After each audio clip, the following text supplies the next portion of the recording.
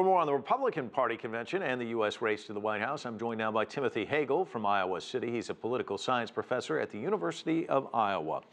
First, I want to get your thoughts on this speech by Trump last night. I don't think I've ever quite seen an acceptance speech quite like this one. What are your thoughts? Well, you're right. It wasn't like any other politician, but Trump, of course, isn't a politician.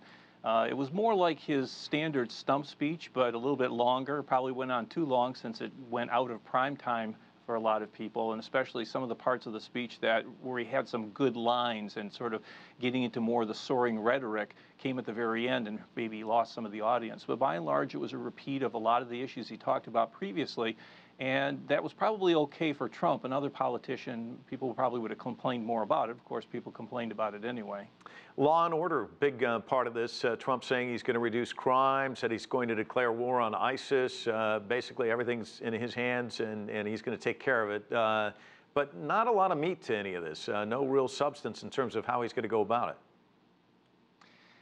Trump has regularly been criticized as not providing a lot of details for the things that he promises. But on the other hand, we've seen this actually from politicians before, that in years, the last couple of cycles, in fact, that we had politicians promising all kinds of things that a president really doesn't have the power to do.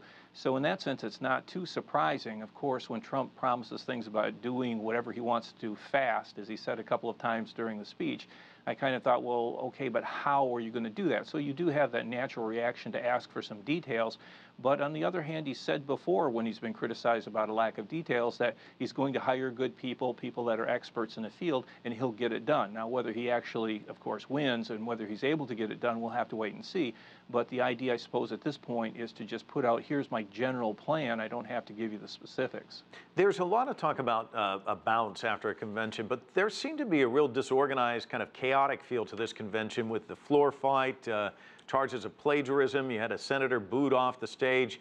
Can you get a bounce after a convention, a rather unconventional convention like this one? Well, I guess that remains to be seen, because we haven't seen a convention like this in quite some time. The last several cycles, the conventions for both parties have been very, very scripted, and most people called them boring. The speakers weren't usually that exciting. Occasionally you'd have some good speakers, but it really didn't excite the general public. The base, of course, yes, but not the general public.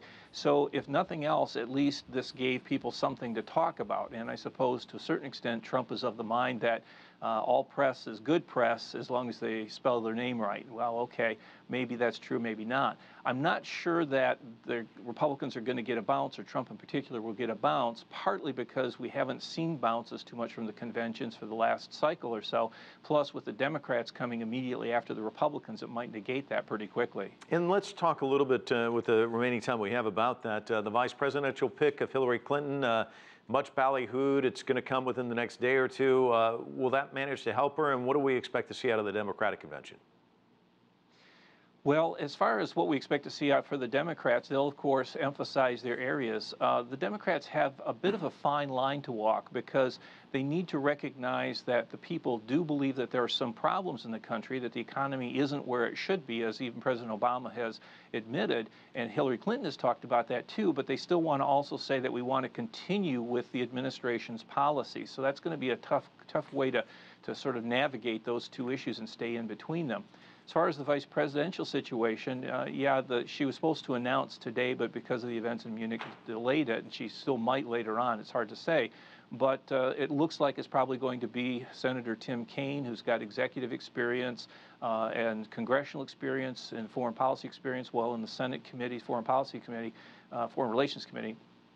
But perhaps one of the more important things is he also speaks fluent Spanish, and that could help in particularly Florida, but some other states as well. Of course, the other sort of main contender is Agricultural Secretary and former Iowa Governor Tom Vilsack, who also, like Kaine, is rather low-key, and I think that would be good for Hillary's campaign. Has a lot of executive experience as, again, the Agriculture Secretary, and of course has that sort of Midwest feel, which maybe could offset any advantage that Trump has from declaring Mike Pence as his running mate.